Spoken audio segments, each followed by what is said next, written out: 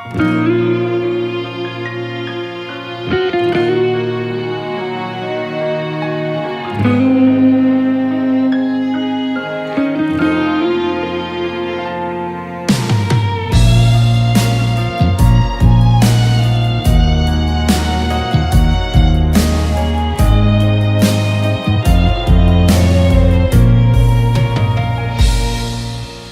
្ដងរាប់អានម្ដងថាជារឿងស្នេហា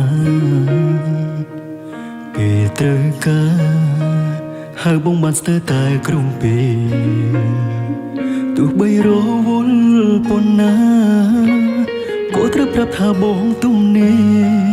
ព្រោះតែមេបងអាចធ្វើបានគ្រប់បែបយ៉ាងម្ដងអាណិតនឹងថាស្រឡាញ់ស្មើជីវិតបងខំគិតខំប្រឹងអួតអា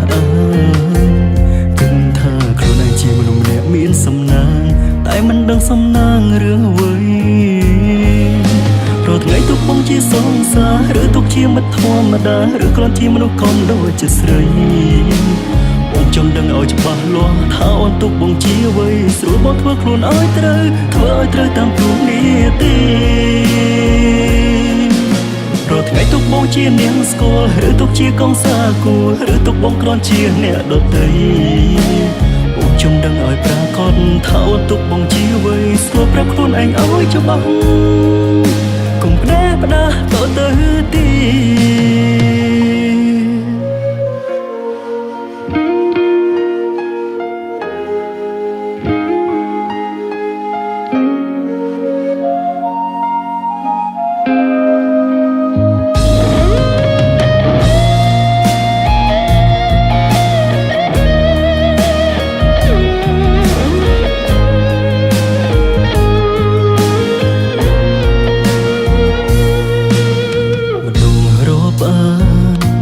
ម្ដងថាជារឿងស្នេហា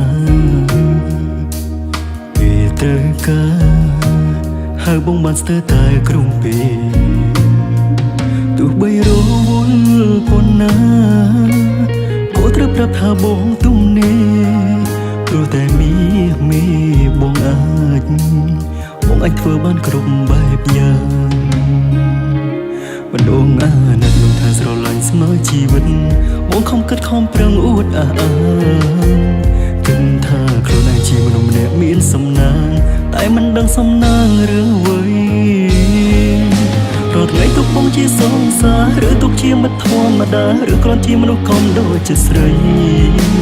បងចង់ដឹងឲ្យច្បាស់លាស់ថាអូនទុកបងជាអ្វីស្រួលបងធ្វើខ្លួនឲ្យត្រូវតាមទូនីតិរាល់ថ្ងៃទុកបងជានាងស្គាល់ឬទុកជាកងសាគូឬទុកបងគ្រាន់ជាអ្នកដទៃបងចង់ដឹងឲ្យប្រាកដថាអូនទុកបងជាអ្វីស្គាល់ប្រាប់ខ្លួនឯងឲ្យច្បាស់កុំផ្ដាស់តទៅទីរាល់ថ្ងៃទុកបងជាសងសារឬទុកជាមិត្តធម្មតាឬគ្រាន់ជាមនុស្សកុំដូចចិត្តស្រីបងចង់ដឹងឲ្យច្បាស់លាស់ថាអូនទុកបងជាអ្វីស្រួលបងធ្វើខ្លួនឲ្យត្រូវតាមទួនាទីរាល់ថ្ងៃទុកបងជានាងស្គាល់ឬទុកជាកងសាគូឬទុកបងគ្រាន់ជាអ្នកដទៃបងចង់ដឹងឲ្យប្រាកដថាអូនទុកបងជាអ្វីស្រួលប្រាប់ខ្លួនឯងឲ្យច្បាស់កុំផ្ដាស់តទៅទី